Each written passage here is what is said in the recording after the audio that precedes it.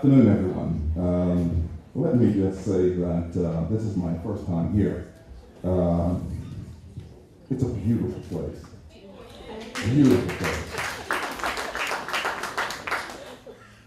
So I want to say to Orlando, my friend, and I can call him by his first name, I want to say thank you. Russell, thank you for the invite to be here this afternoon. For a moment there, I was saying to myself, Fabian, they spent a lot of money for us to be here for 10 minutes to say something, but I'm grateful that we have this opportunity to share with you the experiences that we are having individually, but more importantly, how we have the opportunity to collectively come together. And as you just heard from Fabian, we have a unique opportunity. You know, far too many times we spend worrying about what might happen as opposed to what could happen. You understand what I mean by that? We keep worrying, well, you know, I remember the commercial I saw of the young boy who wanted to ride on a skateboard, and you know, the mother was worried that he might fall off the skateboard, scratch his arms up, scratch his knees up. So what she did was she wrapped him up in bubble wrap. And once she put it in bubble wrap, the whole experience was lost, and he couldn't get on the skateboard and enjoy it. So you see up here, you see the thinking man. And the reason that that is up there is primarily because I find as a politician very difficult to get a moment to just think about things. Just to get away, Orlando. No matter where I go, but I found a place. Baby, and I found a place. Where? The bathroom. I do my best tweeting for that. No one wants to come in there. Yeah, not even a significant other. And I was thinking, as you see the thinking man here, and I recall in my philosophy class, we were asked a question by the teacher, what do you think he's thinking? And we had all of these wonderful explanations as to what he might be thinking. And I have a good friend from South Korea named Moo, like Carl Moo. And he was listening to all of this, and he came up with one of the most wonderful answers there was. Simple, basic. He said, he's wondering, where's my pants? Sometimes we think so long about things, we think them, they become so complicated, and once they become complicated, they become out of reach. It's like the young man who wants to ask a young lady out for a dance, or just to go out for a drink, or carry her books, whatever the case may be that they do now, tweet, or whatever the case. He overthinks it, and by the time he gets around to asking it, you know, it's 20 years later, and she looks at him and she says, well, why didn't you just say something? Now, I went back to that wonderful place we call the bathroom, and I started thinking about where we are as overseas territories. You know, Orlando and Fabian will appreciate this, and so those from the financial sector that are here. We've been jumping through so many hoops. You know, I don't even know what a hoop is anymore. The OECD said that the goalpost is here, and this is what we need to do as IFCs, International Finance Centers. We got to comply to these regulations. Factor came along and said, well, hold on a second, it's not there, it's over here that you need to be. You need to be kicking the ball into the goal here. Factor came along, and we're trying to get to the regulation of Factor, and OAD is saying, well, no, quite frankly, it's way over here. And after the time we got through OAD and OECD and Factor and all of these acronyms, multilateral agreement comes along and says, hey, what are you doing? And I sat there thinking, where are we as overseas territories in this whole thing? And I want to go to this here. We are not in this game of international finance business to survive. Survival is not good enough. We're in it to thrive.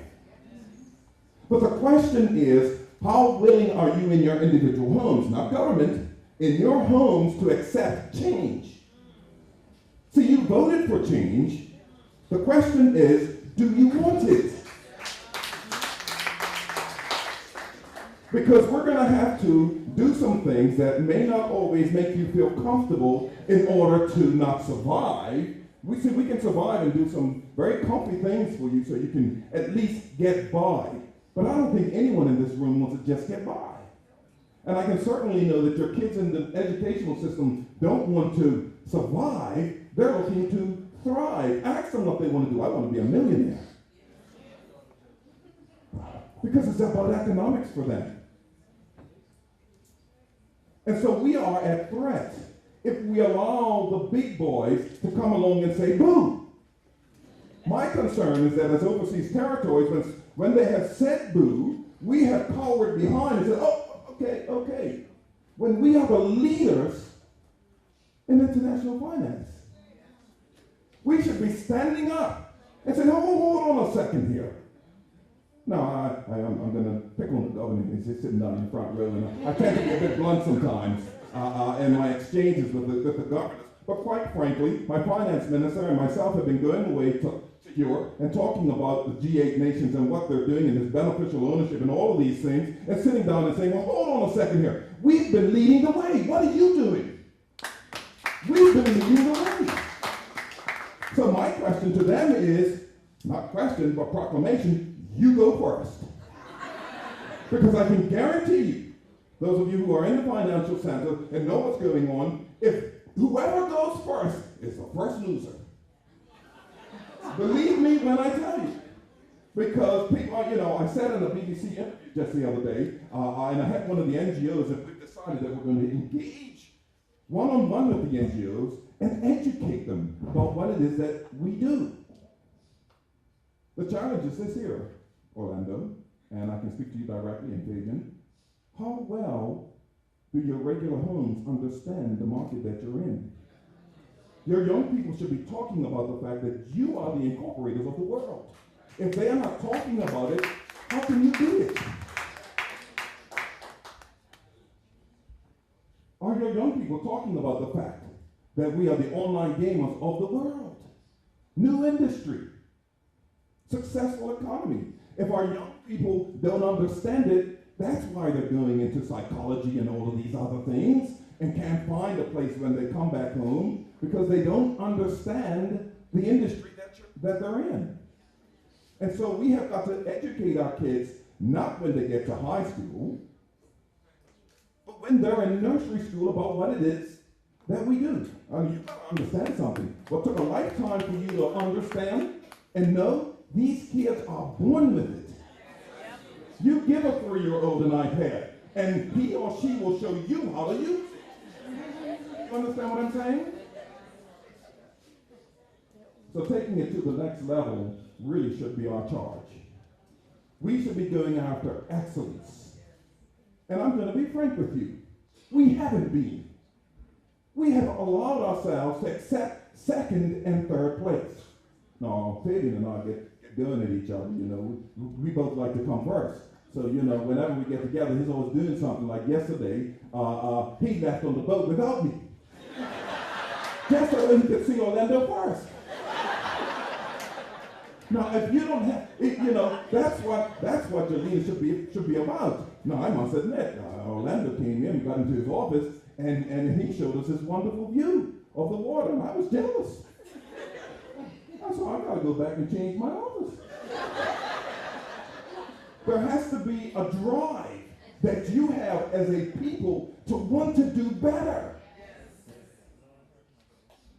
And we're worrying too much about, well, this might happen and that might happen. Nike came up with the simplest of advice, and none of us take it. Just do it. You have the technology available to you. You have the resources available to you. Go after it. Let me talk to you about the phenomena that's going on around the world right now. There's a battle between socialism, democracy, and the likes. Democracy talks about the fact that you can't have economic empowerment without democracy. That's the United States and the likes. The Chinese came along and said, you don't need democracy for economic empowerment. Take a look at what they are doing right now. They are all over the world showing their economic prowess.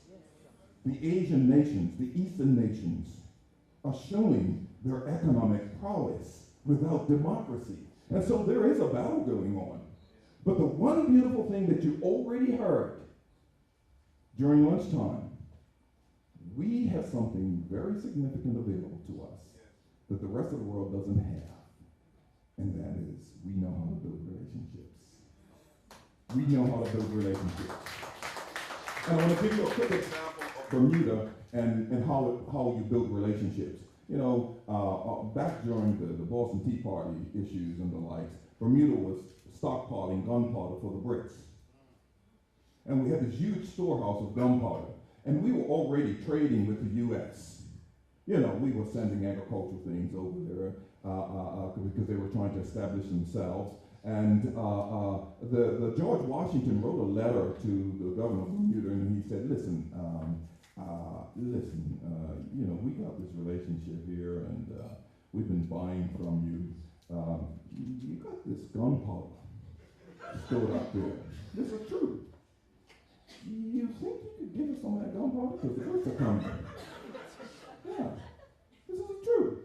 And true privateers as we are, we said, what the heck, sure. You want some gunpowder? We'll send you some gunpowder.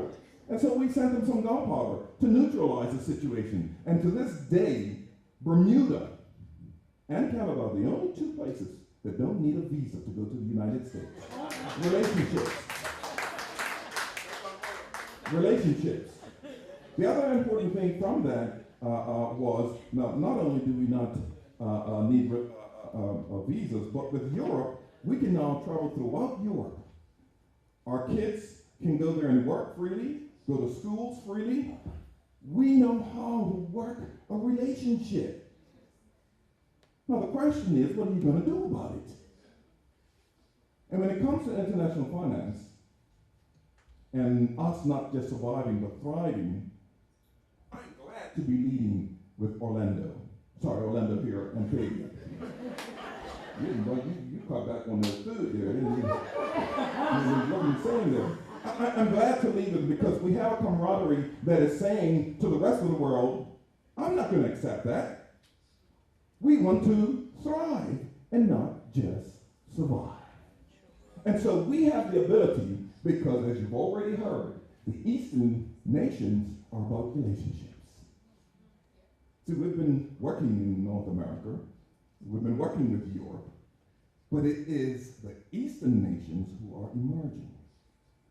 And they have disposable income like you've never seen before. We need to be in that market. We have been missing. That is where the opportunity is. So the goal for us as overseas territories must be that we thrive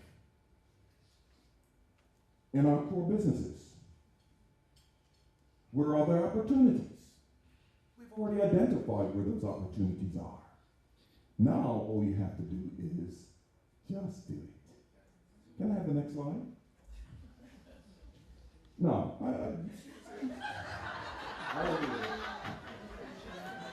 stop praying. God's too busy to find you a parking spot. This company is called Park Fast. Now, the reason I put that up there is because I was back on that wonderful place called The Throne and thinking about this here, and I saw this and chuckled at it. This is a classic example of just do it. Just get on with it. You've been thinking about it too long. You've been in meetings too long. How many of you are in meetings after meetings after meetings after meetings? And what are your local people, politicians, saying to you? Well, when are you going to get it done? And as government officials, we hear that all the time. You want to know why? Because we're meeting and meeting and meeting and meeting. When the young people today are voting for change, they want to see results immediately. And the reason why you're in that position is because they sense something about you, Fabian. They sense something about you, Orlando, that you just get it done. Now you just got to go ahead and do it. Miss Smith up here, she strikes me as, look, you got to just get it done. She said to me last night, man, talk is cheap, man. That's exactly what she said. She said, talk is cheap. I understood exactly what she meant. Just do it. No, and there was nothing shaky going on there. I was just, we were talking business. We were talking business.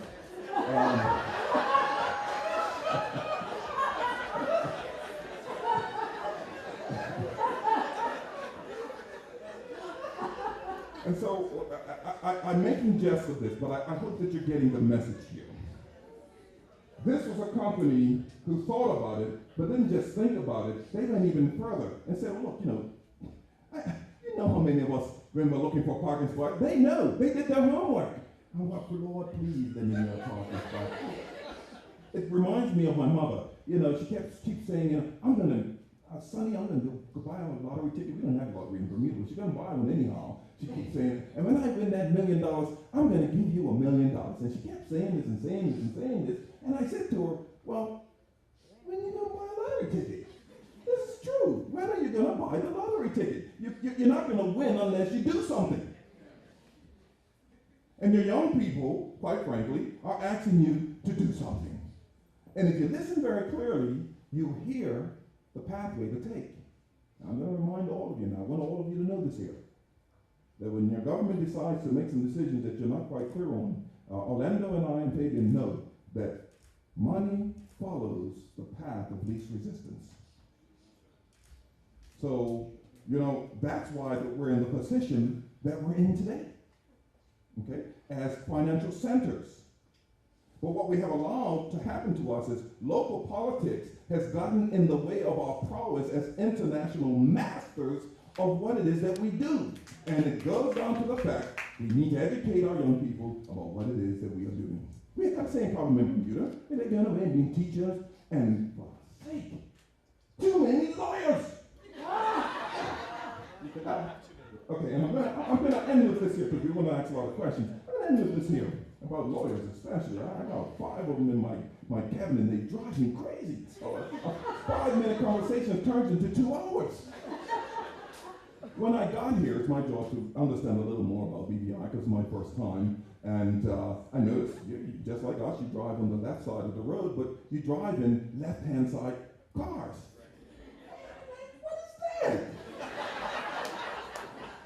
Can't figure that out.